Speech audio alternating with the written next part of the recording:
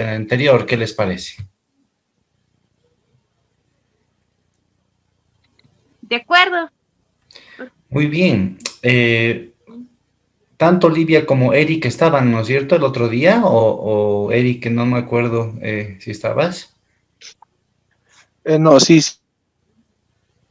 sí estaba licenciado. Ah, cierto, estabas. Has participado varias veces, me acuerdo, sí. Muy bien. Comencemos entonces con la clase del día de hoy. Lo que quisiera hacer primero, como les decía, es hacer un breve repaso de lo que habíamos estado viendo el otro día.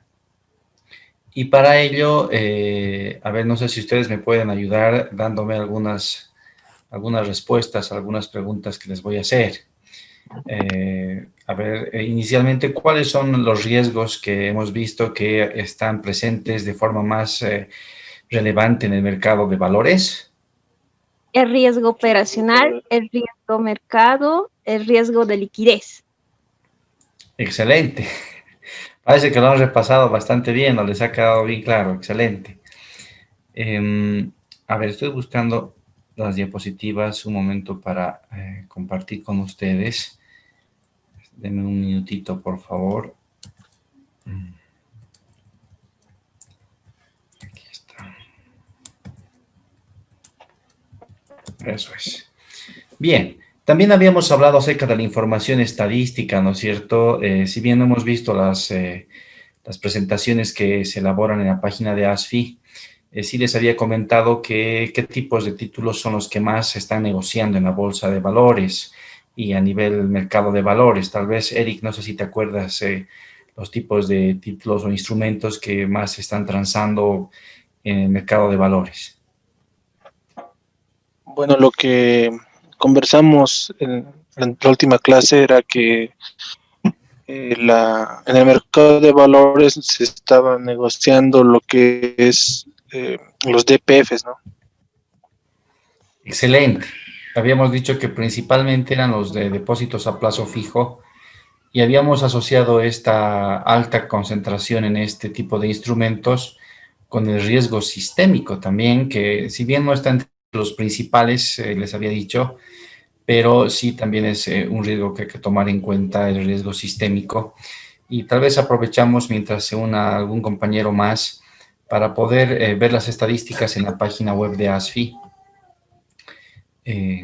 Para ello les voy a compartir la pantalla. A ver, compartir pantalla. ¿Cómo que bienvenidos sean?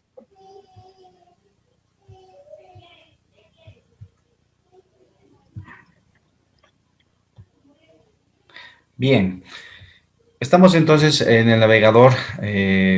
Seguramente alguna vez ustedes han ingresado a la página web de ASFI, donde tenemos las estadísticas, ¿no? Y justamente en la dirección en la cual yo trabajo es que hacemos la preparación de las estadísticas del sistema financiero.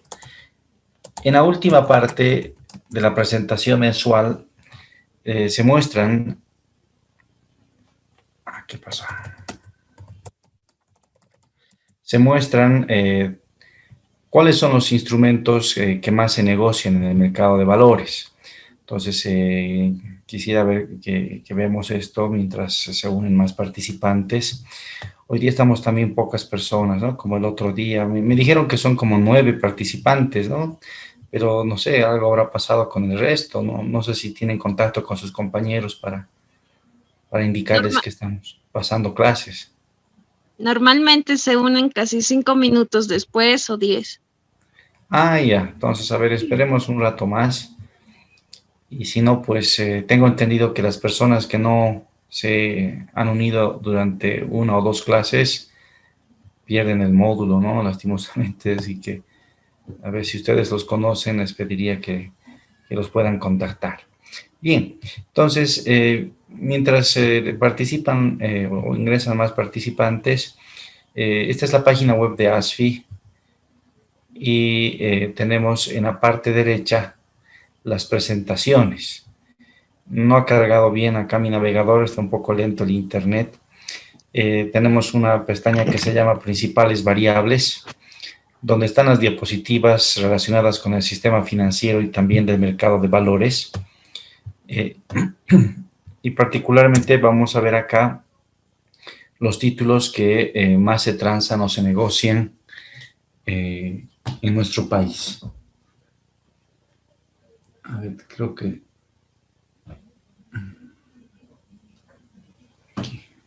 Bien, entonces, la primera parte está abocada a lo que es el sistema de intermediación financiera. Y la última parte, como les mencioné, es el mercado de valores. Y eso que tenemos bastante información, todavía no se la está haciendo, digamos, parte de esta presentación. Tenemos planificado más adelante incluir otras láminas adicionales para mayor información del público.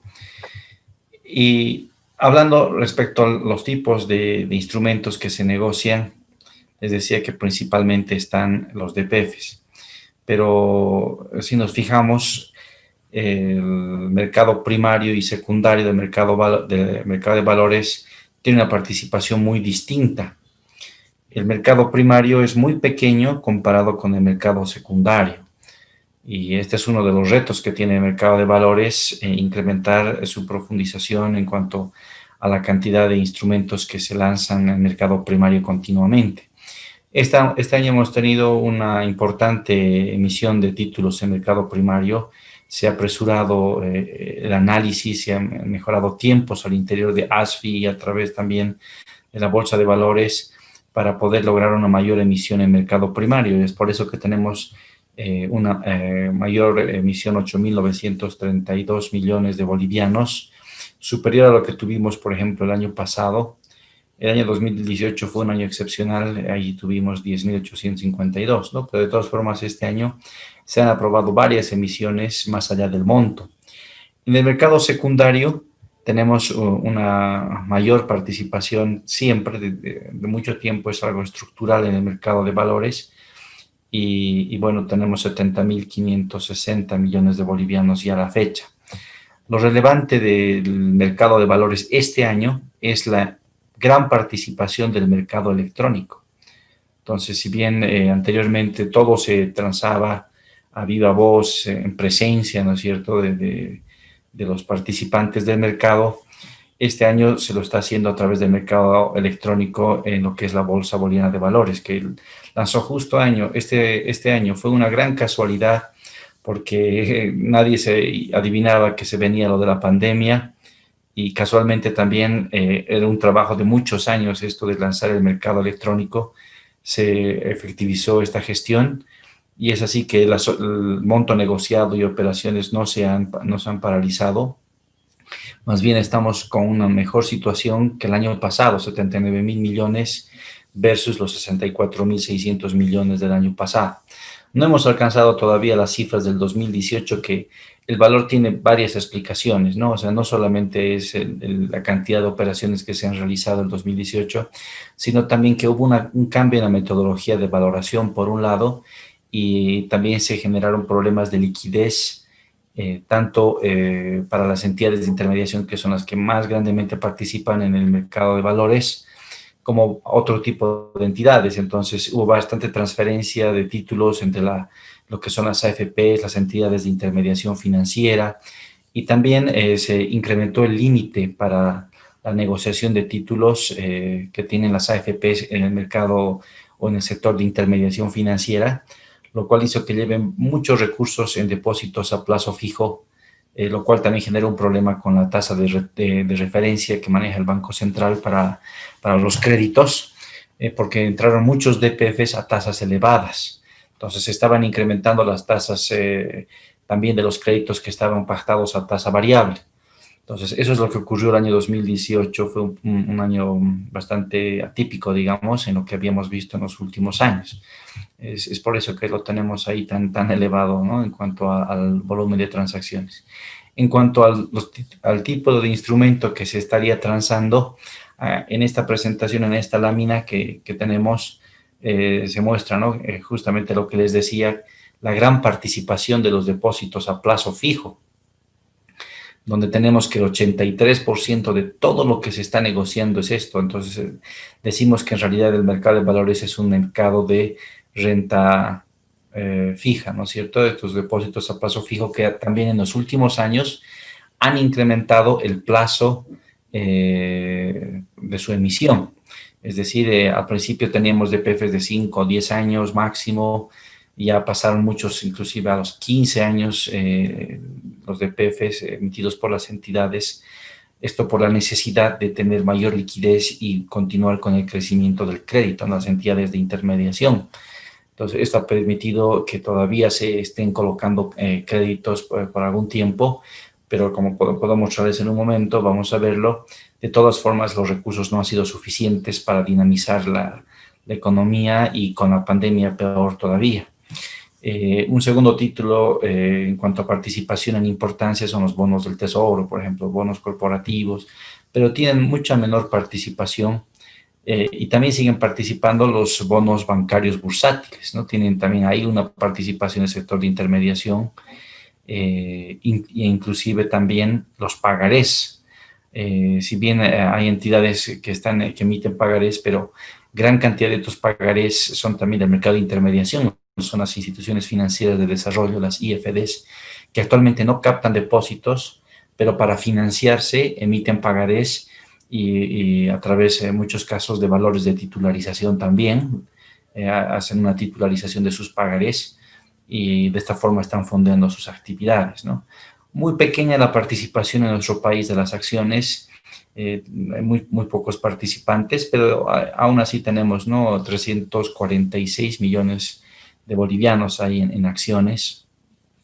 Y es también de destacar que el mercado de valores tiene una participación similar, casi 50% en cada uno, de lo que son los reportos y lo que son los títulos transados compra-venta definitiva.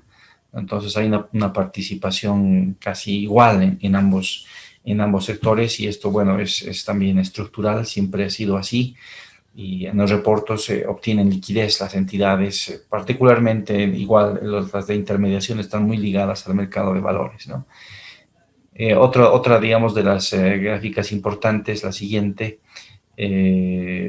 donde podemos ver el mercado electrónico, cómo ha incrementado su participación. Solo este año, fíjense que antes el mercado electrónico iba con muy poca participación, no se hacían muchas transacciones, había algunas cosas que había que todavía solucionar, que este año se lo hizo. Y fíjense el incremento de la participación de estar con 7% este año con 92% mercado electrónico. Como les decía, eso ha permitido mantener las operaciones de mercado de valores como venían haciéndose año tras año. Estas son operaciones en bolsa de valores nada más, donde igualmente los depósitos a plazo fijo, ¿no?, son los que más participan. Mercado electrónico y ruedo de bolsa también tiene una importante participación de estos títulos. Eso nos mostraría esta lámina y en esta otra podemos observar un valor, monto autorizado y vigente de los bonos, ¿no?, y que son uno de los títulos que también son representativos, pero no al mismo grado de los DPFs, y vemos que los sectores beneficiados o los que están financiándose a través de los bonos, una vez más son entidades también del sector de intermediación, o sea, es básicamente títulos de intermediación en cuanto a su volumen, lo que se está transando, como les decía. Industria manufacturera tenemos una participación importante del 17,1, mucho menor, pero el de intermediación. Otros sectores como transporte, agricultura, producción. Algo destacable, digamos, en el mercado de valores es que los sectores que se financian, en su gran parte, son los sectores que denominamos productivos, ¿no? Los sectores productivos, desde el punto de vista económico, son los que se encuentran en el sector primario y secundario de la economía, es decir, los que hacen la extracción de recursos y los que hacen la transformación. En la extracción tendríamos lo que es agricultura, por ejemplo, ¿no?, la siembra de productos básicamente oleaginosas en nuestro país. También tenemos la minería, que también en un momento tuvo una importante participación en el mercado de valores, la minería de extracción de minerales, la producción de energía eléctrica, por ejemplo, gas y agua. Esos son los sectores del sector primario, ¿no? Extractivo. Y de transformación, el de industria manufacturera, ¿no? El segundo sector acá en importancia. Es importante porque todos estos sectores extractivos convergen necesariamente en el sector manufacturero porque se extraen para su transformación por lo general. Obviamente existen algunos sectores que no los transformamos en nuestro país y que muchas veces los exportamos en bruto, particularmente en el sector de la minería. Pero también muchos de los productos del sector primario sí los transforman y pasan a estar en este sector denominado de industria manufacturera. Entonces, el sector productivo, si sumamos, digamos, este 17% más el 10% aproximadamente que tenemos en agricultura y ganadería, y la producción y distribución de energía eléctrica, gas y agua, otro 10% aproximadamente, por redondear nada más, llegaríamos a un 37-40%, digamos, en el mejor de los casos, ¿no? Es una importante participación. El sector comercio, que en el sector de intermediación, por ejemplo, tiene una gran participación. En un momento la mitad de la cartera de las entidades de intermediación estaba en el sector comercio. En el mercado de valores participa muy poco, solamente con un 4,3%. Y los servicios, transporte, almacenamiento y comunicaciones, que tienen una buena participación, y los inmobiliarios empresariales y de alquiler, de una más reducida, ¿no? Entonces, destacable, como les decía, la participación de los sectores productivos. Otros sectores con menor participación. En cuanto a los participantes en los fondos de inversión, tanto los abiertos y los cerrados, lo destacable es que en estos fondos de inversión, en los abiertos, el número de participantes se ha mantenido en crecimiento todos estos años. Si ustedes se fijan, a la última fecha, estos son datos a agosto, tenemos 96.070 participantes que se han ido, que han estado incrementándose año tras año, ¿no? Estamos más que el año pasado, por ejemplo, que eran 94.293, siempre se han ido incrementando. En cuanto a los fondos cerrados, como son inversores más especializados, básicamente los más importantes en los cerrados invierten las AFPs. Hay pocos participantes y su número de participantes generalmente no se incrementa de la misma forma que lo hacen los abiertos, casi es estable, ¿no? De todas formas, el monto que tenemos en los fondos de inversión también se ha ido incrementando. Este año tenemos 22.482 millones de bolivianos, donde los fondos cerrados tienen una mayor participación, con el 64%, porque son institucionales. Generalmente los inversores son grandes, a diferencia de los abiertos, donde tenemos tanto grandes, pero también tenemos en muchos casos personas naturales, ¿no? que realizan inversiones. En cuanto a la composición de la cartera de los fondos de inversión abiertos, la mayor parte estaba invertida en nuestro país. Y una vez más tenemos acá la participación de los DPFs. Hay un requerimiento de liquidez, bueno, que igual está en que está distribuido el activo, es esto, ¿no? También tenemos bonos bancarios bursátiles y otro tipo de inversiones. Destaca la inversión en el extranjero, que es de 5%, alcanzando a 465 millones de bolivianos. ¿Y en qué se invierte en el extranjero, ¿no? Tenemos, por ejemplo, notas estructuradas, que son un tipo de título muy común en el extranjero, donde a uno le arman, digamos, un conjunto, una cartera, digamos, de activos de acuerdo a tus necesidades y de acuerdo a ciertas características. Es lo que más tenemos invertido en los fondos de inversión abiertos. Depósitos a plazo, time deposits, 3% es bajo la participación. Bonos corporativos tenemos buena participación. También cuotas de participación en fondos de inversión abiertos, por ejemplo. Muchos de estos fondos de inversión en el extranjero lo que hacen es perseguir un determinado índice, como el que vamos a ver hoy día en las presentaciones. El índice más utilizado para invertir en el extranjero es el Standard & Poor's, el Standard & Poor's 500, ¿no? Vamos a ver ese índice, vamos a ver cómo se ha comportado, vamos a ver en las láminas que tenemos hoy día cómo podemos hacer para gestionar el riesgo, digamos, de invertir en ese tipo de instrumentos que persiguen, digamos, la evolución de un índice. certificados de depósito y bonos de deuda soberana, ¿no? Con solamente el 1%. En cuanto a los fondos de inversión cerrados, la distribución de títulos es diferente. Fíjense cómo tenemos una participación más equitativa entre depósitos a plazo fijo y títulos privados. Hay una mejor diversificación ahí del riesgo y la inversión en el extranjero también es mayor, es decir, hay una mejor diversificación de los riesgos en este tipo de fondos. El 20,2% está en el extranjero y en el extranjero la participación de las notas estructuradas, fíjense que es muy, muy reducida en comparación de lo que son la participación en los fondos de inversión abiertos, ¿no? Aquí lo que más participa son las cuotas de participación en fondos de inversión abiertos en el extranjero, que además son seguros, ¿no? O sea, son muy seguros, no son muy riesgosos. ¿Qué títulos, por ejemplo, son riesgosos en el extranjero? Invertir en hedge funds, por ejemplo, ¿no? Son un tipo de fondos de inversión que lo que hacen es especular de forma muy agresiva en varios mercados y lastimosamente muchas veces no generan la rentabilidad que deberían en función del riesgo que están asumiendo.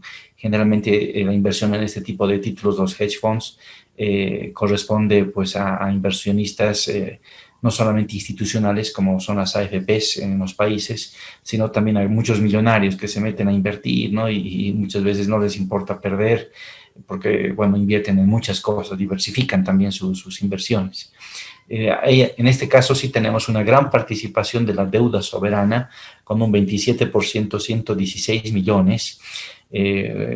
Bueno, justamente, bueno, en la deuda soberana también entra nuestro país y bueno, como dato seguramente lo han leído, lo leí hoy día en el periódico, la deuda soberana de Bolivia, ¿no es cierto?, tuvo problemas, ¿no? Esta semana después de las elecciones, es lo que nos señalan en las noticias, ¿no? Esta semana es un tema importante.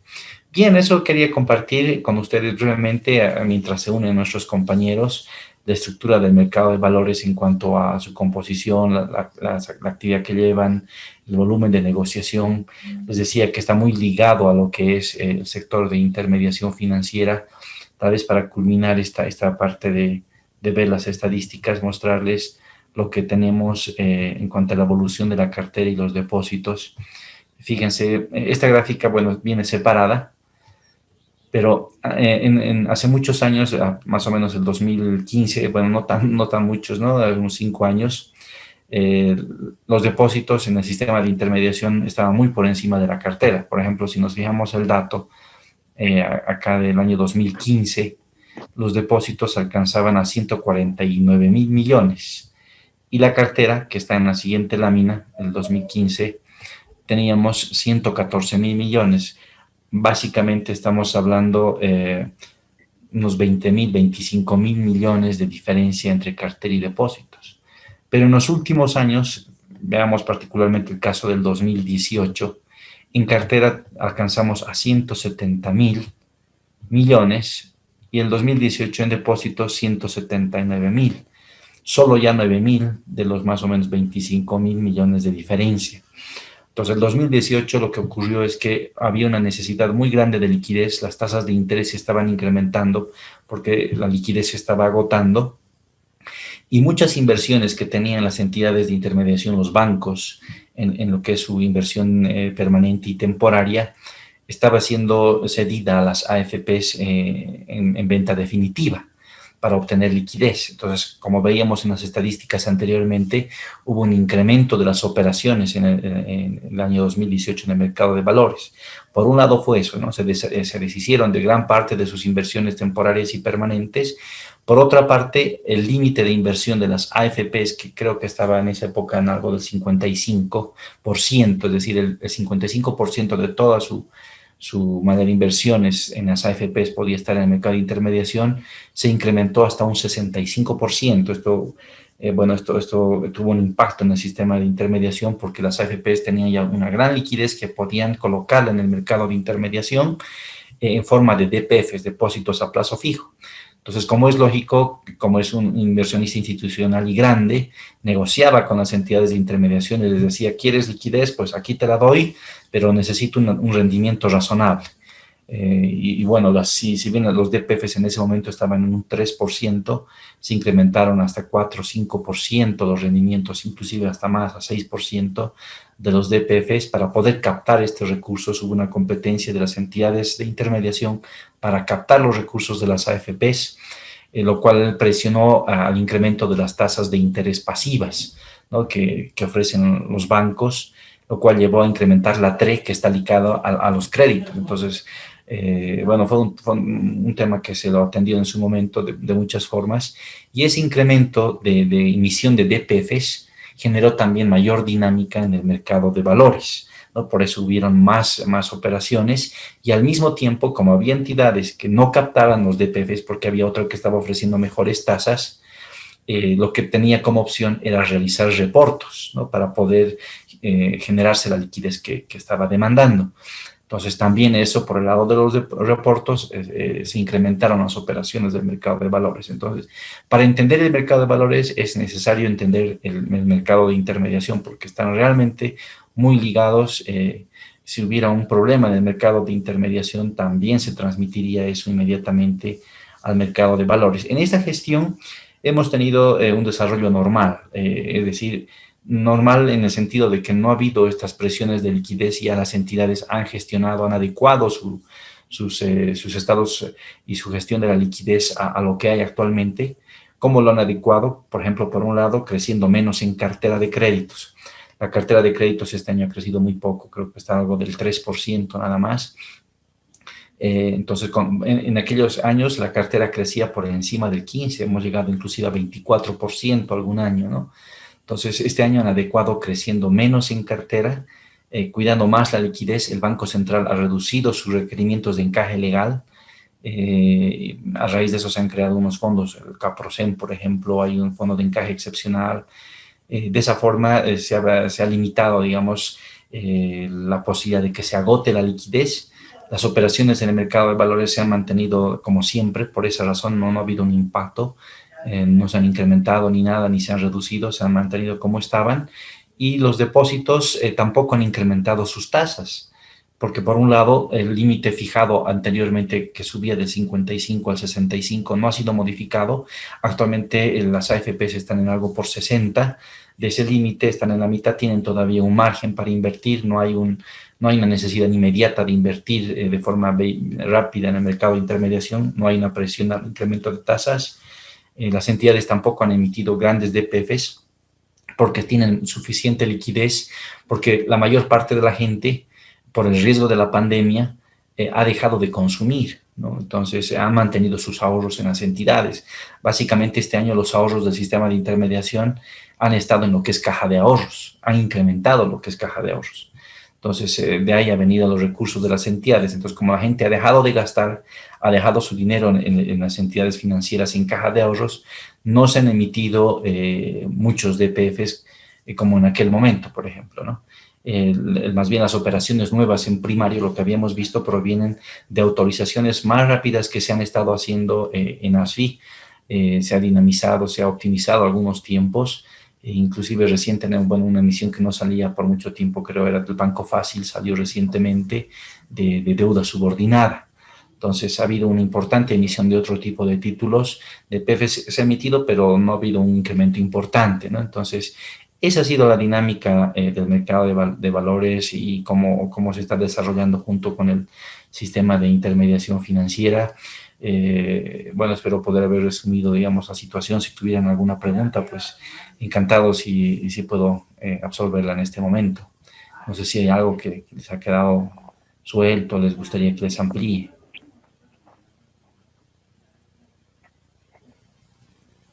Bien, parece que quedó bien, ¿no? Bien. Entonces, creo que nadie más va a ingresar. Estamos Rodolfo, Olivia, Gabriela, Boris, Miguel, René y Fernando. Bien, se han agregado varias más personas. Excelente. Entonces, continuemos con las presentaciones del día de hoy. Voy a descontinuar esta pantalla y nos vamos a ir directamente a las presentaciones. Sí, perdón. Sí, dígame. En cuanto a la TRE, ¿cómo, o sea, cómo lo calculan la TRE? O sea, esa era mi pregunta nada más. Excelente. ¿Cuál es tu nombre, perdón? Fernando Moral. Ah, hola, Fernando Morales, perfecto. No estabas el otro día, creo, ¿no, Fernando? No estaba, sino que tengo problemas con el internet. O sea, a veces se me va el internet y estoy Ay, ay, constantemente, ay. sino que es el problema del internet. Va a Ah, disculpar, per- licenciado. perfecto, no se preocupe, Fernando. A ver, la TRE, ¿cómo se calcula y qué cambio ha habido? En realidad, en la TRE ha habido dos cambios que me acuerdo que son relevantes. La TRE es una tasa de interés promedio de los depósitos a plazo fijo de las entidades de intermediación. Solamente toma los depósitos a plazo fijo, un promedio ponderado, ¿no? Antes del año 2008, los depósitos a plazo fijo que se consideraban eran los de corto plazo, nada más, ¿no? Luego hubo una modificación y se amplió a todos los plazos. Después del 2008, todos los plazos de los depósitos a plazo fijo se consideraban. Antes solamente eran los de corto plazo. ¿Por qué se consideraban solamente los de corto plazo antes? Porque lo que se quería es que esta tasa tenga bastante movimiento de subidas y bajadas, reflejando el riesgo del sistema de intermediación. Cuando la 3 se incrementa, la tasa que se cobra por los préstamos también se incrementa en la misma magnitud.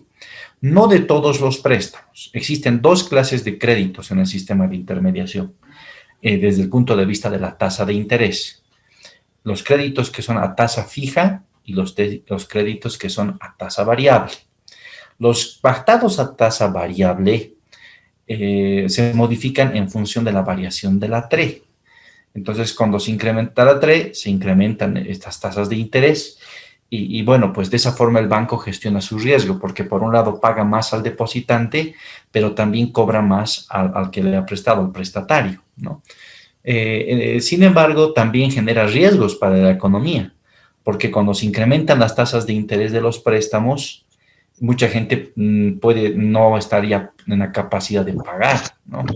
Después del 2008 se tomó todos los plazos de los DPFs porque se veía que en el primer esquema de la TRE había mucha volatilidad. La TRE se crea más o menos el año 2001. Antes de eso se utilizaba otras tasas de interés de referencia, por ejemplo la LIBOR, ¿no? Que es la tasa de interés del mercado interbancario de Londres, ¿no?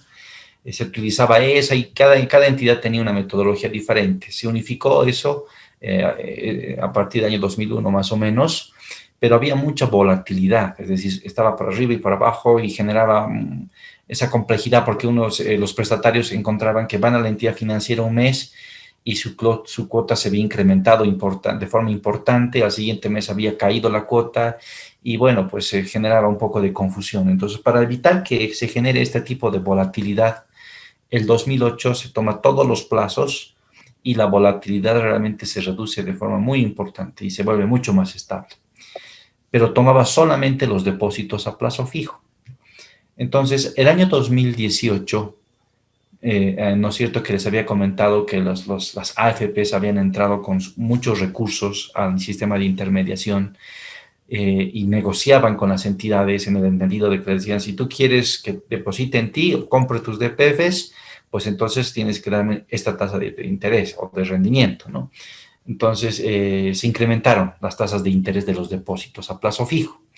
Entonces el incremento de las tasas de interés de los DPFs estaba presionando al incremento de interés de los prestatarios.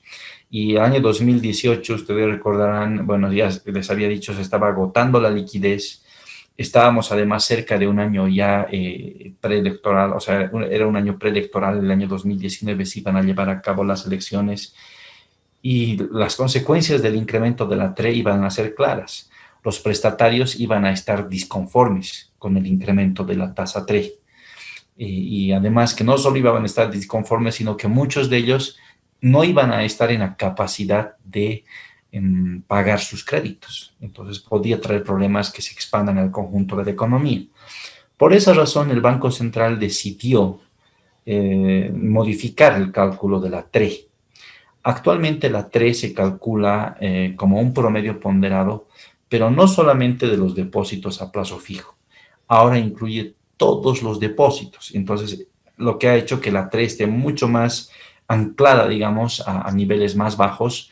¿Por qué? Porque por un lado está incluyendo las cajas de ahorro que tienen una tasa de interés por lo general más baja que los DPs, pero es curioso, ¿no? Hay algunas entidades financieras que ofrecen tasas de interés en caja de ahorro más altas. Yo, por ejemplo, tengo una cuenta en caja de ahorro del 6% y los DPFs a veces están en 4, ¿no? Entonces, pero en general las cajas de ahorro tienen tasas más bajas. Y además, cuando las AFPs vienen a invertir en el mercado de intermediación, no invierten por lo general en caja de ahorro. Tienen cajas de ahorro, pero su inversión principal está en DPFs. Entonces, no hay una presión tan fuerte por el lado de las cajas de ahorro y lo que jala la TRE, ¿no es cierto? O la ancla, digamos, no deja que se mueva.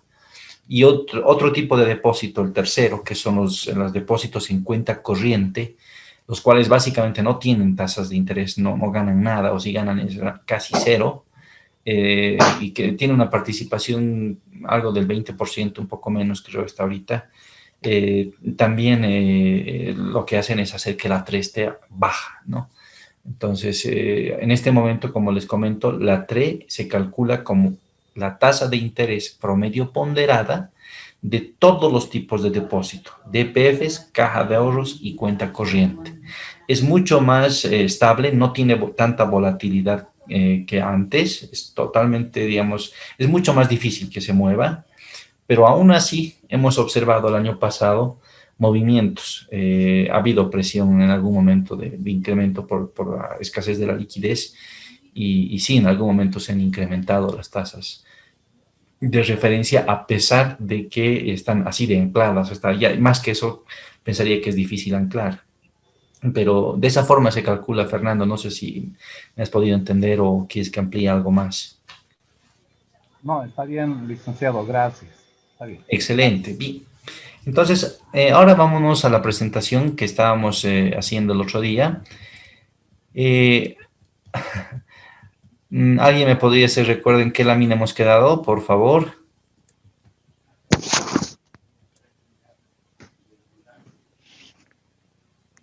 Creo que era esta, ¿no? Vimos esto. En el Lo último ejemplo que 2. vimos, Ah, esta la acabamos. No la acabamos, ¿no? No la hemos acabado. no, Ya, no, perfecto. Habíamos primeramente calculado, hemos hecho la gráfica del precio de las acciones de las empresas. Habíamos visto después su rendimiento. Les había dicho que no se podía trabajar solamente con el precio, sino que había que ver el rendimiento. Perfecto. sí, hasta ahí Luego, quedamos. ahí quedamos, ¿no? Nos toca calcular la Vimos el... varianza, ¿no ve?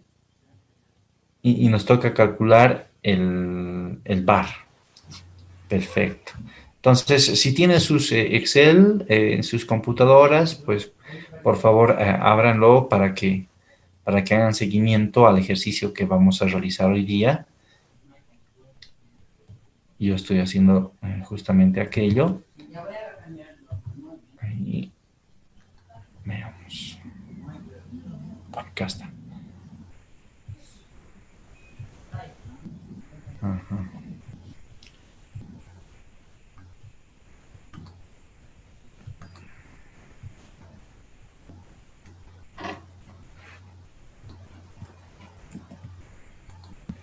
Bien. Acá tengo entonces el Excel. No sé si lo están viendo. No están viéndolo, ¿no? Ya, dejemos de compartir la presentación y nos vamos al Excel. Bien. Bien, este es el Excel que habíamos estado trabajando. Voy a guardarlo con otro nombre para que hagamos la... Ajá. Así la vamos a llamar. Bien. Entonces, estábamos analizando el comportamiento de estas acciones y su volatilidad. Veíamos que las acciones de Ford tenían mucha más volatilidad que el resto de acciones, por lo tanto, era lógico esperar que tengan una menor, un menor rendimiento, ¿no? Un mejor rendimiento. Bien, vamos ahora a calcular la varianza, ¿no? De las 4 acciones. Entonces, para ello nos situamos en una celda cualquiera, en la hoja 1, escribimos varianza y lo bueno es que Excel nos da la posibilidad de calcularla sin hacer, digamos, mucho esfuerzo. Tenemos la varianza de los 4 tipos de acciones con la fórmula VAR. Abrimos paréntesis, pintamos, ¿no? La acción de Ford, en este caso, Shift Control, ¿no es cierto? Nos situamos en esta celda, presionamos Shift, Control y la flechita hacia abajo, sin soltar. Shift, Control y la flechita hacia abajo y se pinta. Cerramos paréntesis, Enter. Entonces, esa es la varianza de las acciones de Ford. Copiamos esta fórmula, Control C, o si quieren, el botón derecho del mouse y le dan en copiar, ¿no? Seleccionan las otras celdas de cada empresa y presionan Enter. Y tenemos ahí las varianzas de cada una de las empresas. La varianza es un indicador de la volatilidad. Si quisiéramos obtener, digamos, la volatilidad en los mismos términos de la rentabilidad o del rendimiento, fíjense que el rendimiento, por ejemplo, Ford, si nos centramos en la celda, por ejemplo, 3, en la fila 3, primero es 0, después es menos 5,26, menos 11,11, etcétera. Está en porcentajes el rendimiento, ¿no? La varianza no tiene unidades, no podemos decir que estos son porcentajes. Si quisiéramos hablar de porcentajes, así en los mismos términos que está aquí el rendimiento, entonces tendríamos que utilizar la desviación estándar. Entonces escribamos, ¿no? Desviación estándar. Desviación estándar es muy fácil de calcular. A ver, aquí interpretemos un poquito estos porcentajes antes. Quisiera que lo capten bien, porque si no se van a generar confusiones. Vienen cosas más complejas más adelante. Por favor, a ver, no sé quién me ayuda de ustedes. ¿Cómo interpretarían este 5 menos 5,26? Por favor, alguien le pediría que me ayude a interpretar menos 5,26.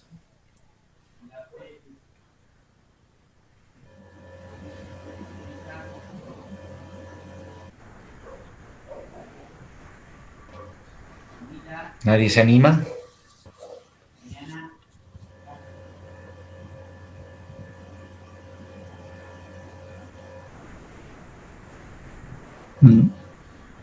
¿Nada?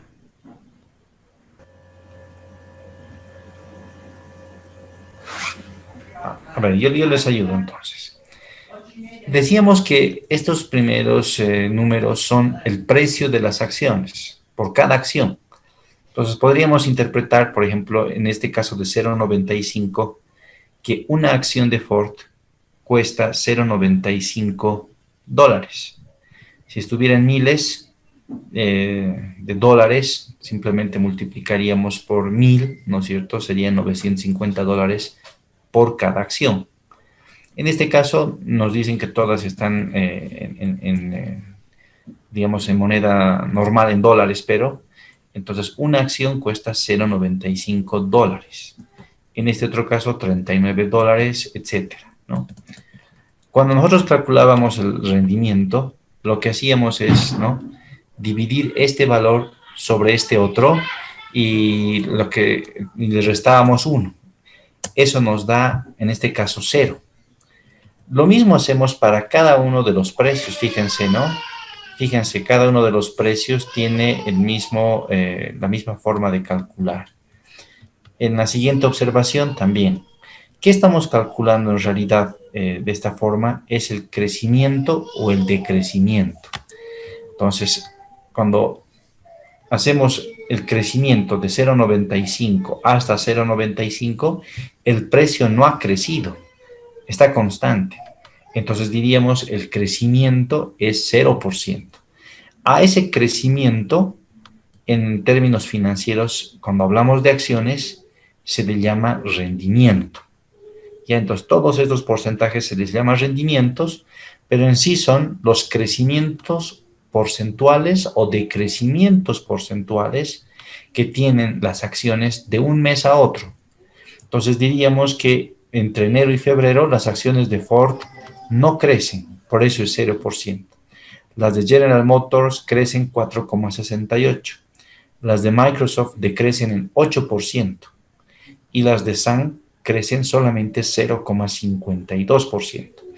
Entonces, así como les digo, ya en finanzas no le llamamos crecimiento del precio de las acciones.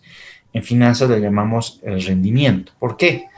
Porque si yo me hubiera comprado un día antes o un mes antes una acción de General Motors, hubiera pagado 39,55. Si hubiera vendido esas acciones el mes siguiente, hubiera recibido 41,4. Mi rendimiento o mi ganancia, si quieren, hubiera sido de 4,68 en un solo mes. Esto es mensual. Si me hubiera comprado una acción de Microsoft, hubiera perdido 8,45%. Y una de Sun hubiera ganado solamente 0,52. Entonces, estos números son el rendimiento o la ganancia que yo hubiera obtenido al negociar estas acciones en el mercado de valores, comprando y vendiendo, especulando de un mes a otro. Esa es la idea.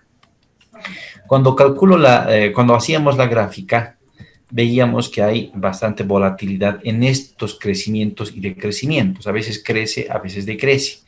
O lo que es lo mismo, tienen un rendimiento que es volátil, a veces el rendimiento es positivo y a veces es negativo, ¿no? Entonces, por ejemplo, este que tiene un rendimiento bastante volátil, tendría que tener mejor rendimiento también en promedio. Vamos a verlo eso ahorita. Bien, eso por un lado. Cuando calculamos la varianza es un indicador de esta volatilidad. Los más volátiles tienen más varianza que los menos volátiles, ¿no? Entonces, en lo que acabamos de calcular, por ejemplo, el más volátil es Ford, que es la línea de color azul.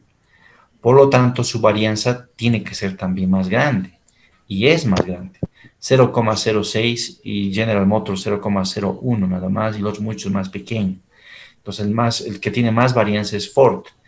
Pero el problema está en que la varianza, si bien nos está indicando quién es más volátil, no está en porcentajes como estos. Estos son porcentajes de variación o crecimiento o rendimiento. Para que podamos tener la volatilidad medida en términos así igualito que esto, porcentajes en las mismas unidades, lo que hacemos es calcular la desviación estándar. La desviación estándar la calculamos solo como la raíz cuadrada de la varianza. Entonces, fíjense lo que he hecho, ¿no? La fórmula es raíz, si tienen el teclado en inglés, es SQRT, ¿no? Las letras, aquí se los escribo SQRT, si tienen el Excel en inglés, SQRT. Raíz de la varianza, desviación estándar, copiamos y pegamos. Como estos les dije, sí deben expresarse en las mismas unidades que el rendimiento, lo que hacemos es expresarlo en porcentajes. Entonces, ingresamos a inicio y presionamos porcentaje. Le voy a dar un decimal.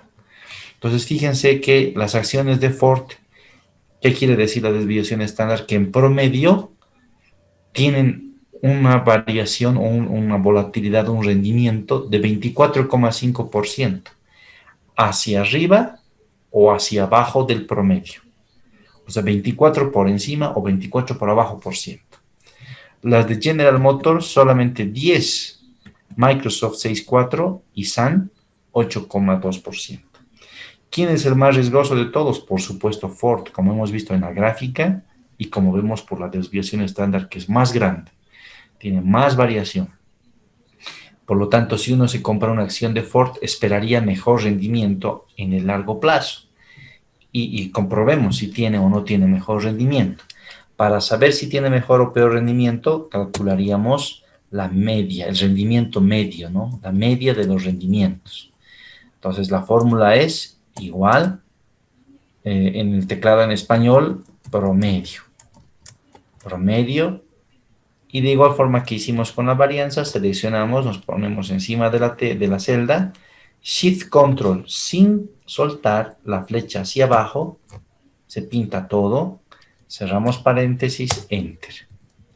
El promedio está en las mismas unidades que la variable. Entonces, si no tuviera un porcentaje, póngale en porcentaje, porque tiene que estar expresado en porcentaje. Copiamos ese valor y lo pegamos. Entonces, ahora sí confirmamos, ¿no es cierto? Fíjense que la que tiene mayor volatilidad, que es Ford, en promedio te da un mejor rendimiento, ¿no? 4,87. Frente, por ejemplo, al que tiene menor rendimiento, volatilidad, que es Microsoft, que si bien no tiene riesgo, tanto riesgo, pero su rendimiento promedio es 0,34%. Ser nada más. Este rendimiento es un rendimiento mensual, porque nuestros datos son mensuales. Si quisiera tener el rendimiento anual,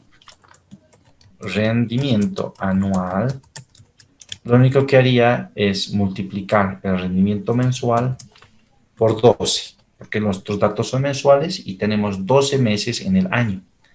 Entonces, por 12. En todos los casos, ¿no?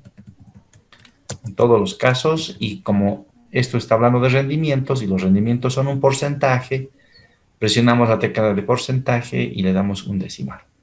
Es decir, que en un año yo podría tener un rendimiento de hasta el 58,5% en promedio, ¿no? En promedio. En el caso de los otros, mucho menos, ¿no? Los que tienen mayor riesgo, más rendimiento. Y estos son datos reales, ¿no? Los he sacado de las páginas que publican las series históricas de estas variables. Entonces, este es el rendimiento anual, mucho mayor, pero también tiene más riesgo, porque así como puedo ganar, también es mucho lo que puedo perder. ¿Cuánto es eso que puedo perder? Eso es lo que vamos a estimar a continuación. Pero quisiera que hasta aquí me digan si lo están entendiendo o quisieran que algo complemente o amplíe.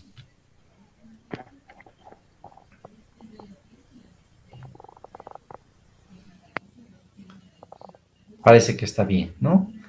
Bien, entonces, eso en cuanto a los rendimientos anuales. Vamos a calcular el valor en riesgo. Entonces, lo que nos pide la diapositiva, después de calcular la varianza, es estimar el VAR con el método paramétrico, el mensual y el trimestral, con un nivel de confianza del 95%, y un valor de cartera de 520 millones en cada empresa. Entonces vamos a ver cómo, bueno, debe hacerse este cálculo. Para calcular el valor en riesgo, nos dice con un nivel de confianza del 95%, es decir, quiero estar 95% seguro de que el cálculo, la estimación que estoy haciendo es la correcta. Y solamente quiero tener una probabilidad del 5% de estar equivocado, porque las probabilidades siempre van entre 0 y 100%. Entonces, quiero estar 95% seguro de que estoy en lo correcto y solamente tener un 5% de probabilidades de estar en error, ¿no? Entonces, para ello, vamos a utilizar esta celda. Estoy utilizando esta, estoy escribiendo 5%. Este valor es el nivel de significancia. Nivel de significancia se llama. El nivel de significancia es el complemento del nivel de confianza. Es decir, mejor lo hagamos para que esté claro. Nos dice el problema 95% nivel de confianza. Nivel de confianza. Y 5% de significancia. ¿Cómo calculamos? 100% menos el nivel de confianza. Ese es mi nivel de significancia. Y me dicen que calcule el VAR paramétrico y en la fórmula que tenemos en la diapositiva, que vimos en la anterior clase, toma la distribución normal. Por eso se llama VAR paramétrico. Toma una distribución de probabilidades. Entonces tenemos que calcular el valor correspondiente a la distribución normal, que en general se lo suele denominar con la letra Z. Entonces, en este caso, tenemos que utilizar una fórmula del Excel, que es, o sea, igual muy sencilla, no hay tablas que usar, nada. La distribución DISTR punto,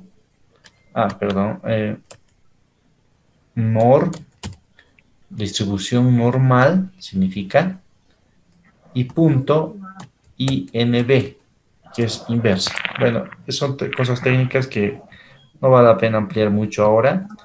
Presionamos, abrimos paréntesis y presionamos sobre el valor del 5%, punto y coma, es una distribución con media 0 y varianza 1, es decir, es una distribución normal estandarizada. Es esa la fórmula, ¿no? Distribución normal inversa con el 5%, media 0, desviación estándar 1, y me sale menos 0,64. Ya, ahora sí. A un parámetro más. Cambio en T. En la fórmula tenemos un delta T, un triangulito con la letra T. Entonces, el cambio en T, primeramente vamos a calcular para datos mensuales. Vamos a utilizar 1 como número acá en cambio en T. Pongan 1.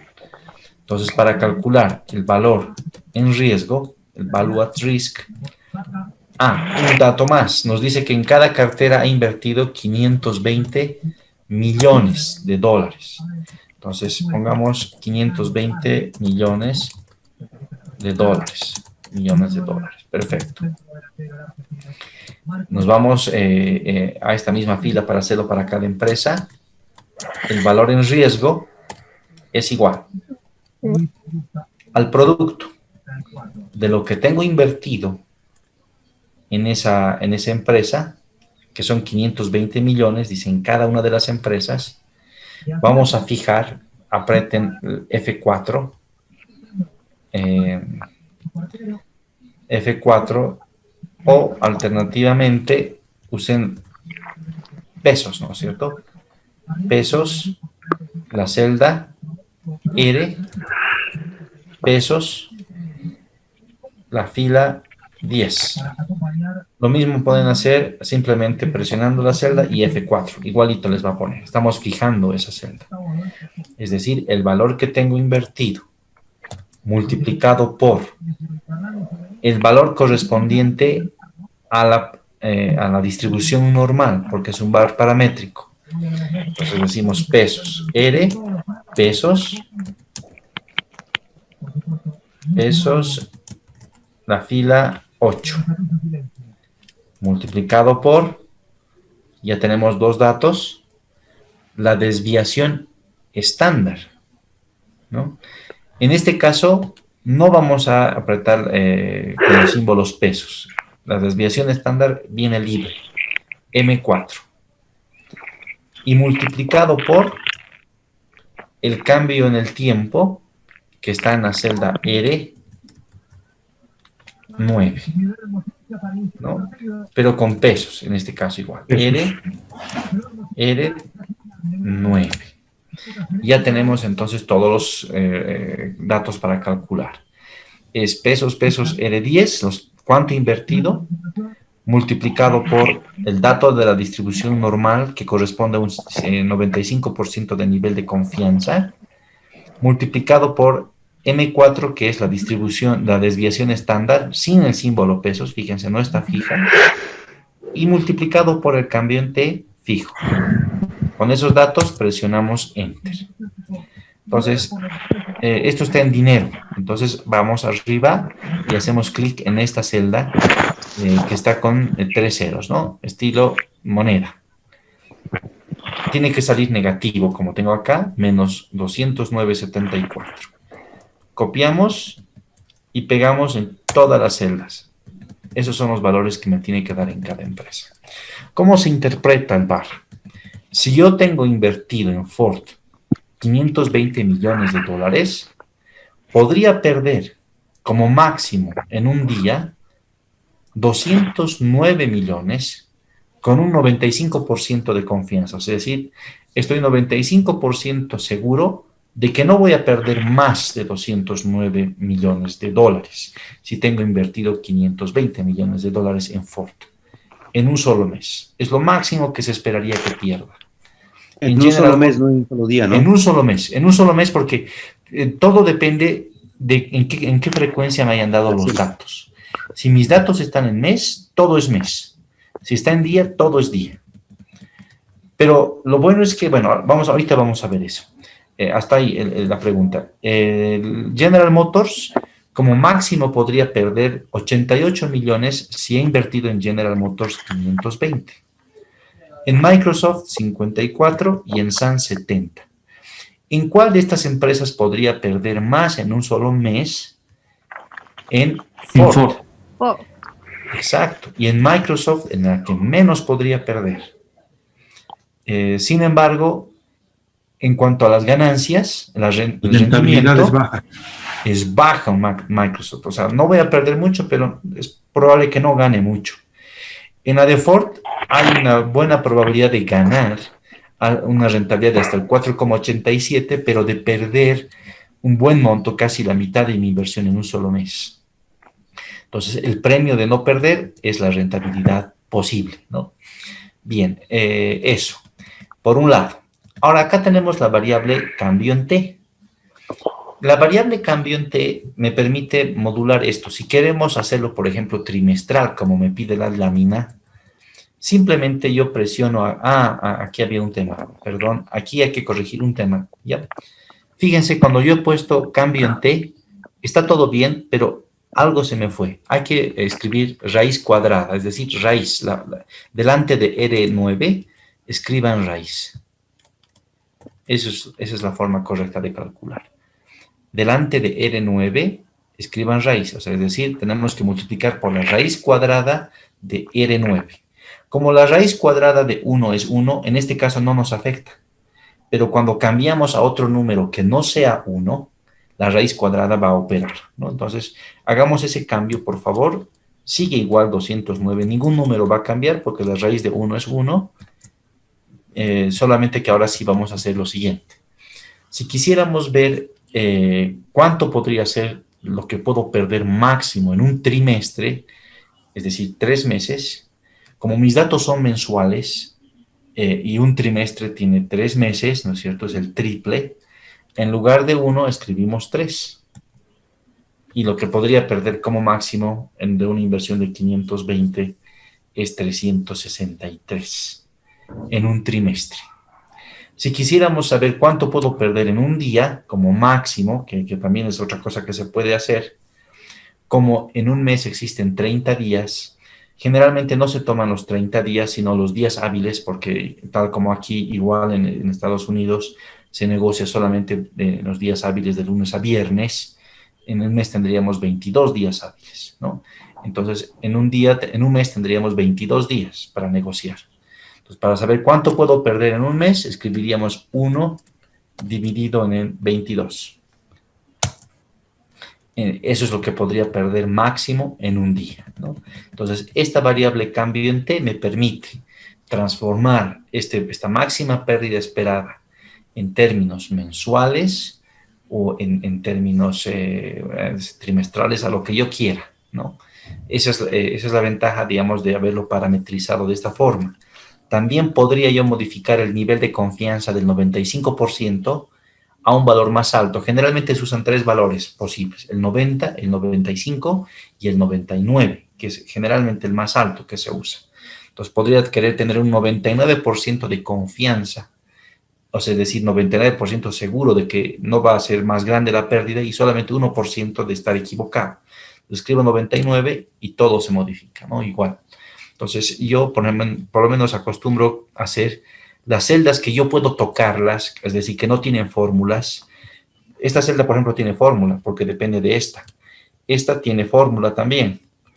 Esta no tiene fórmula. Esta yo estoy modificando cada vez que quiero hacer una transformación y el valor de la inversión también.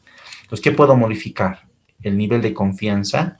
Puedo modificar también el cambio en el tiempo y puedo modificar el valor en dinero. Esas tres generalmente, y bueno, yo acostumbro pintar de otro color para saber qué es lo único que yo podría tocar en este modelo pequeño que hemos armado para analizar. Entonces, podemos usar cualquier color, generalmente se usa el color verde, digamos, cuando son plantillas de modelos, y ya sabemos que esas celdas son solamente las que puedo cambiarlas. Las demás no las debería cambiar, ¿no? Y mi resultado importante es el valor en riesgo, es decir, cuánto es lo máximo que puedo perder dada esta mi inversión. Entonces también podríamos pintar estas de un color para saber que ese es el resultado al cual yo quiero llamar la atención, digamos. Podemos hacer un color naranja, ¿no? A veces usan rojo, pero mejor naranja. Eso es esta diapositiva. No sé si la han entendido, alguna pregunta, algo que quieran que repita. Cuando se calcula valor del riesgo, siempre va a ser negativo. Siempre. Siempre. Debería ser negativo porque es tu pérdida, ¿no? Entonces, es conceptual. Podría, como es una distribución normal, en una distribución normal, vamos a ver en un momento, la mitad de los datos está por encima y por abajo. Podrías tomar el valor positivo, también te va a dar lo mismo. ¿Cómo hacemos? En vez de 99, fíjense, yo le voy a poner 1, y en vez de 63, 24 va a ser negativo, va a ser positivo. ¿Ve? Es lo mismo, ¿no? Pero conceptualmente no es correcto, porque es negativo porque tenemos que reflejar lo que puedo perder. En el otro caso sería como que lo que puedo ganar, pero el valor en riesgo es eso, ¿no? Lo que podría perder. Buena pregunta. ¿Algo más, tal vez? Una consulta. La desviación estándar, ¿cómo se interpreta? Si podrías repetir. Claro que sí. En cada uno de los casos habíamos calculado el promedio. La desviación estándar es cuánto por encima o por debajo del promedio están los rendimientos generalmente. Es decir, en el caso de Ford, las observaciones están, por lo general, hasta 24% por encima del promedio, que es 4,87, es decir, 4 más 24, hablamos de 28, 29, ¿no? Entonces, los valores reales están, por lo general, entre 29 por arriba y por abajo también. 4,87 menos 24, que es la desviación estándar, te da un 20 negativo, pero, ¿no? Entonces los datos por lo general están entre menos 20 y 29. En eso se están moviendo mensualmente, en ese rango, por lo general, ¿no? En promedio también, la desviación estándar es otro promedio. Entonces diríamos, la desviación estándar del 24,5 me dice que por lo general las observaciones están 24,5% por encima de 4,87 y 24,85% por debajo de 4,87, por lo general o en promedio, ¿no? No sé si es que he podido responder tu pregunta. Sí, eso es lo que está por encima y por debajo, ¿se refiere al rendimiento? Al rendimiento. Esta media, como habíamos visto, es el rendimiento. Y la desviación estándar está en las mismas unidades del rendimiento. Los dos son rendimiento. A diferencia de la varianza, porque la varianza tiene ese defecto, ¿no? No tiene unidades. La varianza es un valor que no tiene interpretación directa. Entonces, para poder interpretar la varianza, encontramos la desviación estándar, que es la raíz cuadrada de la varianza. Entonces, al encontrar la raíz cuadrada de la varianza, ya este valor está en las mismas unidades de la variable que estamos estudiando, que en este caso es el rendimiento. Entonces, tanto la desviación estándar como la media están en porcentajes, porque los rendimientos son porcentajes, ¿no? Entonces, cuando decimos la media es 4,87, decimos que el rendimiento promedio es 4,87 y que el rendimiento está por encima de 4,87, 24,5% por lo general. Es decir, habíamos dicho algo de 29, es decir, el rendimiento por lo general es esto más esto. Está entre 29,39 y esto menos esto también. En ese rango se mueve el rendimiento de esas acciones, entre 29% y 19%. Si vamos a la gráfica, esta es la gráfica de Ford. Entonces, acá a la izquierda deberían ser porcentajes, ¿no? Entonces, de todas formas nos damos cuenta. Está entre menos 20, en general está entre menos, a ver, decíamos, entre menos 20 y hasta 29. Entonces, menos 20, ¿no? Más o menos por acá, en promedio. No siempre. ¿Qué es lo que nos ha afectado acá? Son estas observaciones que llegan inclusive hasta casi menos 60, ¿no? Pero si sacáramos un promedio, estaríamos por lo general entre menos 20 y más 29. Aquí tenemos 0,20 más o menos por acá en promedio, ¿no? Y ese sí está más obvio, ¿no? Ese sí, más o menos que nos damos cuenta que es correcto. Entonces, la desviación estándar nos dice eso, que el rendimiento de Ford está 20 puntos por encima, 24,5 puntos por encima de la media, que es 4%, que es aquí más o menos, por arriba 24% y por debajo 24%, que más o menos nos da ahí. Eso es lo que nos dice la desviación estándar. No sé si se comprendió. Sí, gracias. Excelente. Si quisiéramos ver el rango de las otras empresas, simplemente copiamos y pegamos, ¿no? Entonces diríamos que el rendimiento de General Motors por lo general se mueve entre más o menos 10%. El rendimiento de Microsoft entre más o menos 6%. El rendimiento de Sun entre más 10 y menos 5. De todos estos, ¿cuál les parece más atractivo en esto último que estamos encontrando? En esto último nada más. ¿Cuál les parece? ¿Cuál de las acciones les sería más atractiva?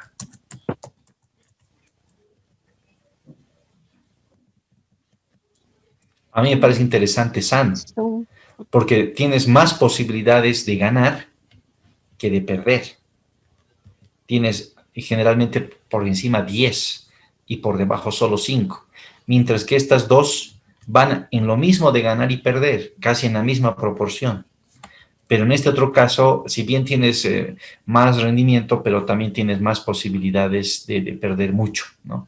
Entonces, de todas, así como está estos últimos dos números que calculamos, parecería más atractiva Sun, ¿no? Desde ese punto de vista. Y de hecho, ¿no? En el tiempo, si uno se fija la gráfica de los precios, que también lo hemos hecho en la anterior clase, fíjense los precios de Sun. Y justamente, ¿no? Están por encima. Entonces, para que vean cómo estos datos hay que combinarlos con la gráfica, ir interpretándolos y justamente tienen una relación importante con los datos gráficos.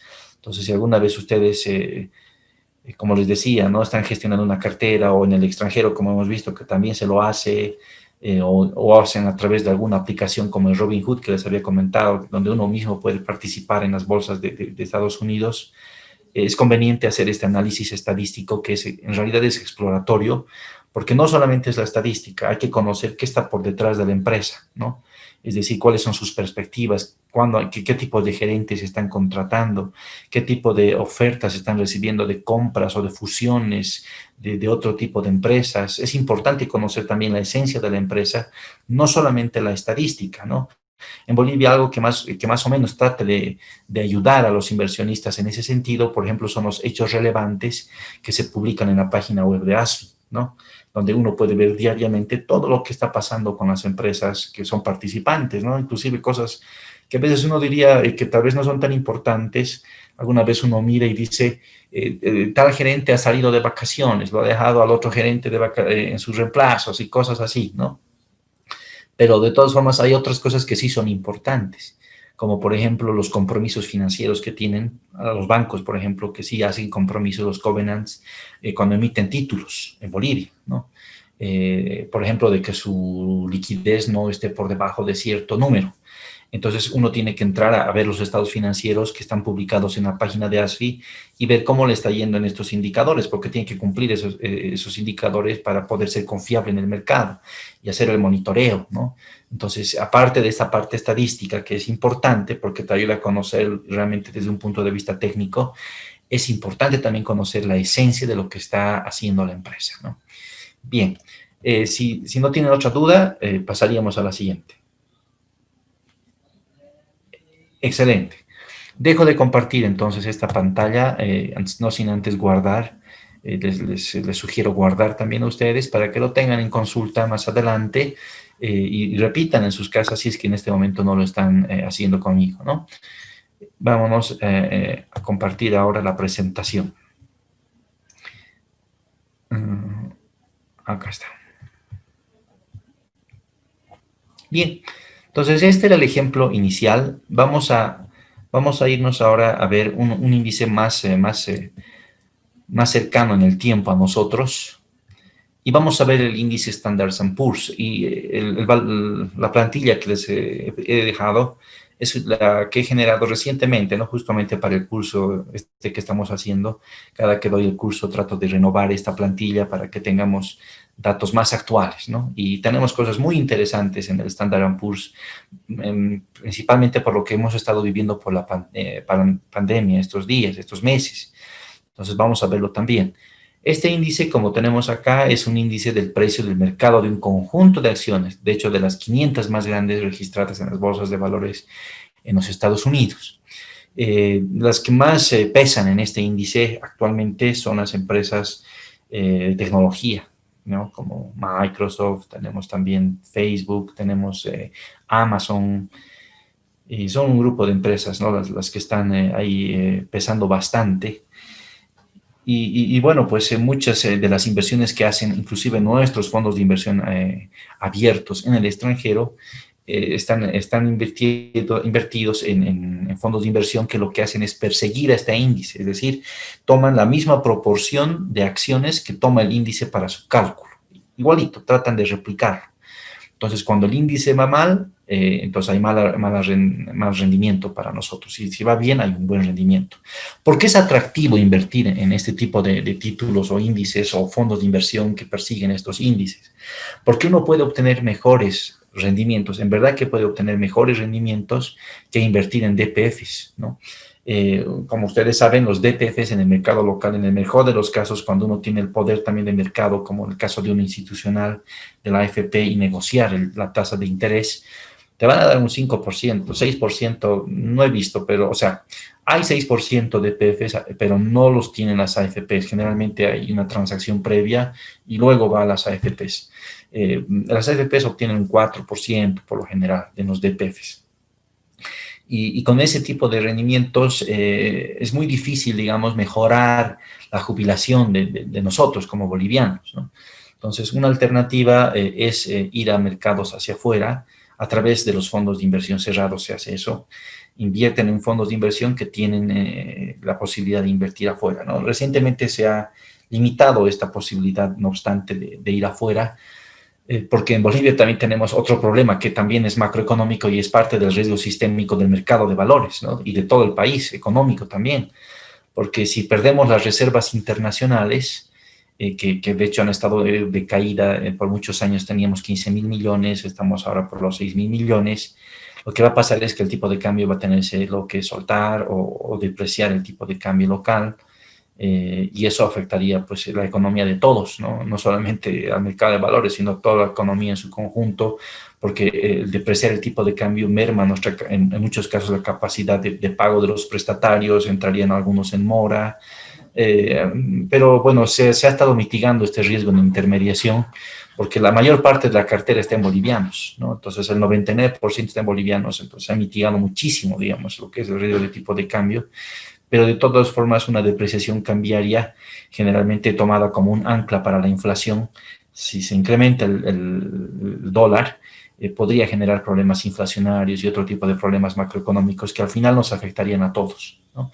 Lo que haría por un lado es que mucha gente que tiene depósitos demandaría más dólares para tener su depósito bien cuidado. Entonces, esa demanda de dólares que causaría primero un problema en las entidades de intermediación en lo que es su calce de monedas, ¿no?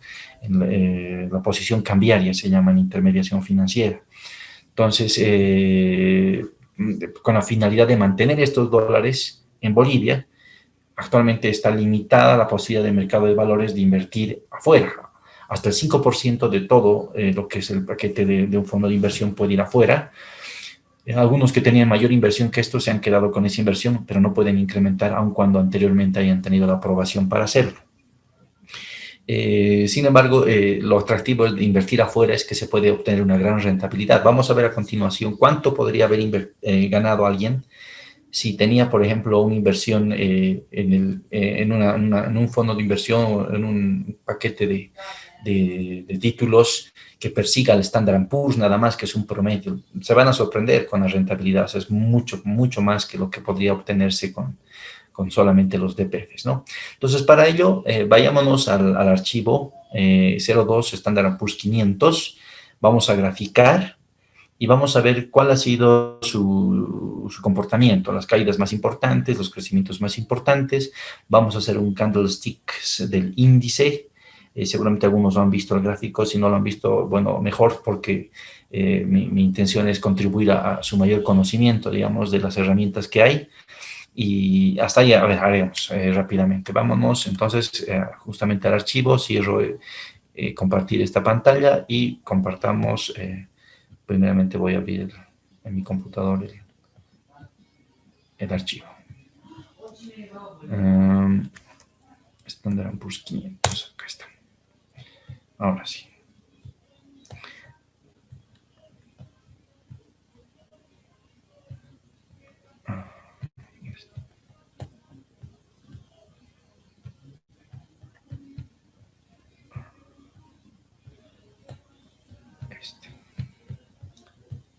Ahora sí.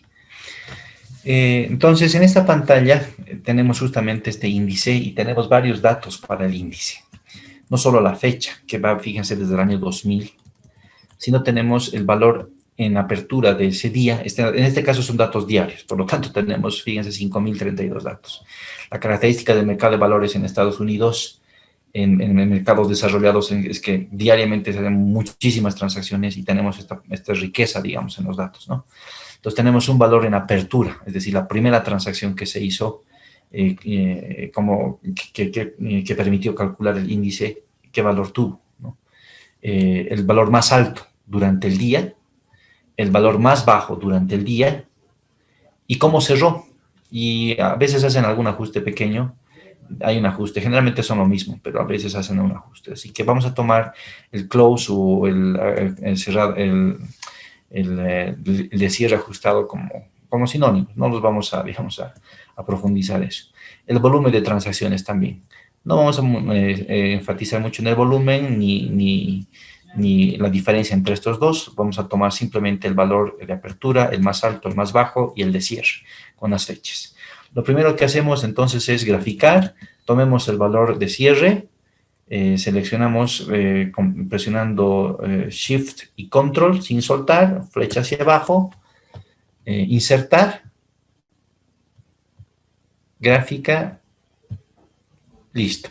Primero, ¿no? Segundo paso. Fíjense que en la parte inferior no tengo fechas, tengo números de observación.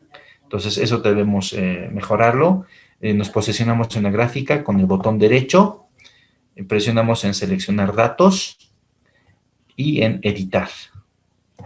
Editar, fecha, seleccionamos y pintamos. Y Enter, ¿no? Aceptar. Una vez que tenemos la configuración, el título tal vez lo mejoramos un poco, le ponemos SIP, Standard Poor's 500. Listo, perfecto. Entonces, estos valores los tomamos como el precio de un activo, como el precio de una acción, así lo tenemos que tomar. Este índice justamente trata de emular eso, el precio de un activo. Pues como si fuera un activo cualquiera, te has comprado un paquete o una inversión en un fondo de inversión.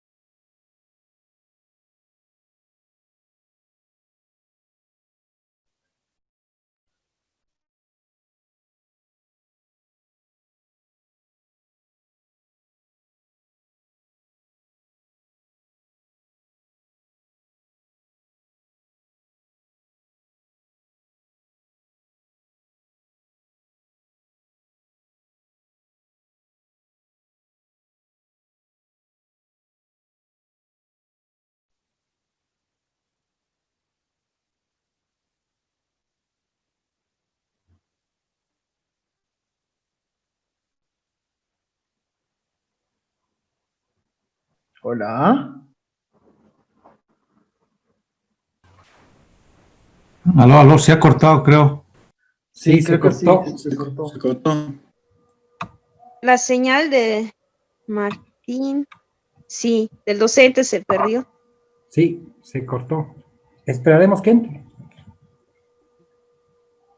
Sí, sería Sí, esperar. sí, sí.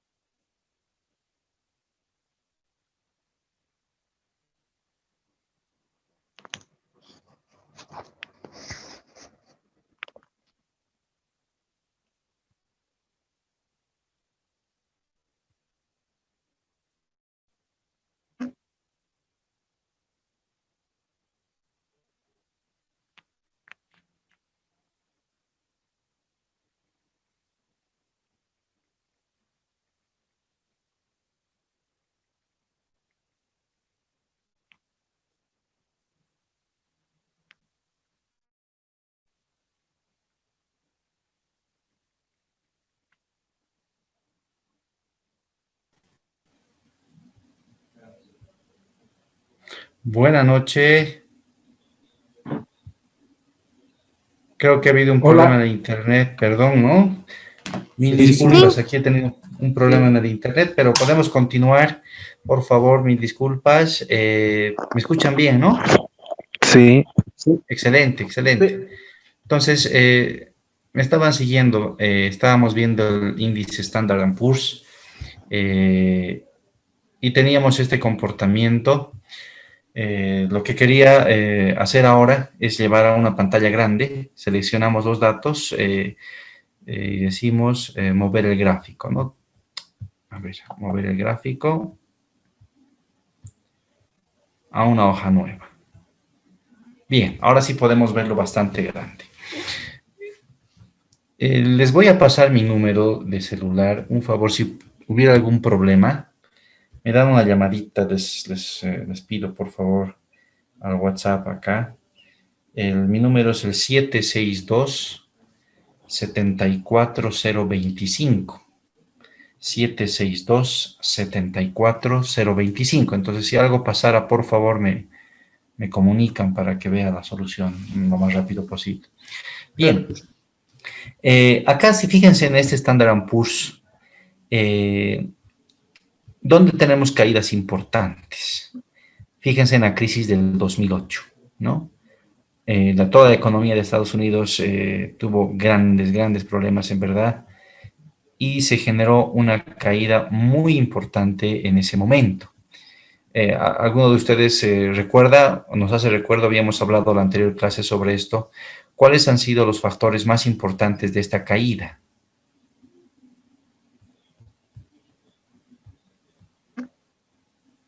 Tal vez alguien puede participar con relación a esto.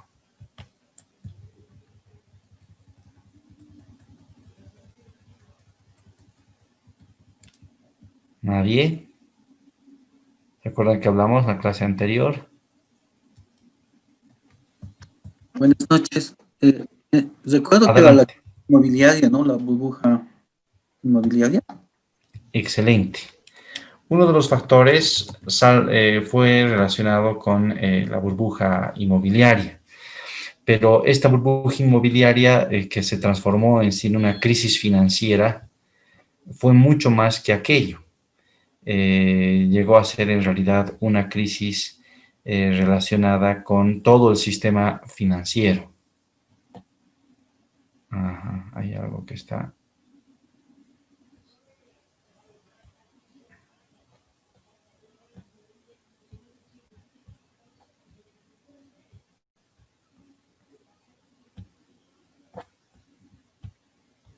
¿Aló, me escuchan? Sí, Lice, Sí.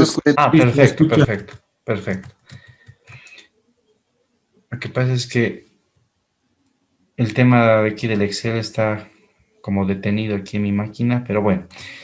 Entonces, la burbuja inmobiliaria del año 2008 llevó a toda la economía de Estados Unidos a una crisis. Por eso vemos esta caída tan importante en aquella gestión, que pues puso en problemas a toda la economía de los Estados Unidos, ¿no? Entonces, ese fue el tema en aquel momento. Voy a volver a compartir, por favor, la pantalla. No sé, algo pasó aquí con mi Excel.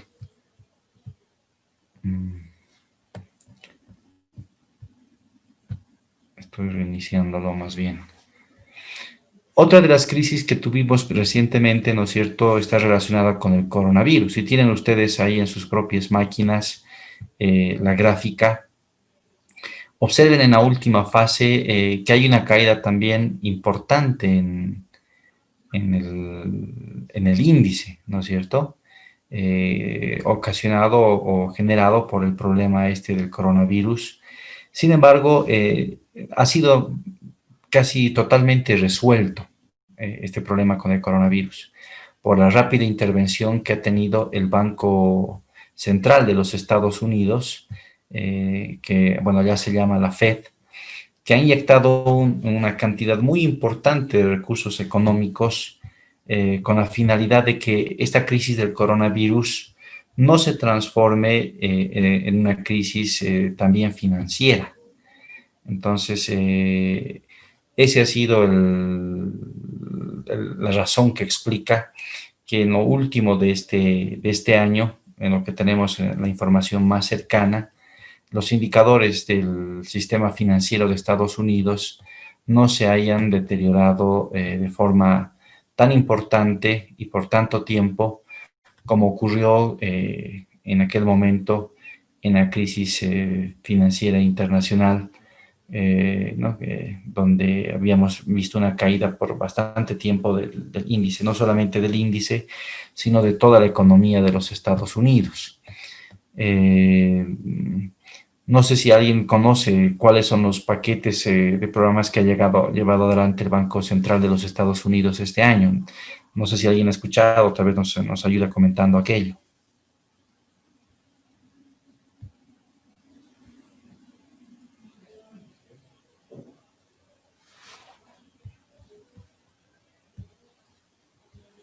¿Ninguno?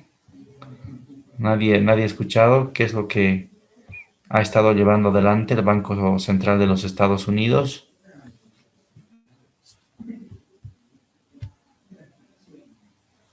No sé si Boris, tal vez, tú algo. No, no recuerdo haber escuchado. Ya, a ver, yo les comento un poco. Lo que ha hecho Estados Unidos es inyectar una gran cantidad de recursos, ¿no? Más o menos $1 trillón, con lo cual ha presionado, o sea, como hay tanta liquidez, ha generado tanta liquidez en esta impresión de dólares, lo que ha ocasionado es una caída de las tasas de interés increíbles, ¿no? De hecho, están bordeando el 0% las tasas de interés en el mercado de valores a nivel mundial. Otros países han hecho algo parecido, ¿no? No solamente los Estados Unidos, sino también en Europa han obrado de esta misma forma y ha habido una caída tan importante de las tasas de interés que en algunos lugares las tasas de interés reales son negativas.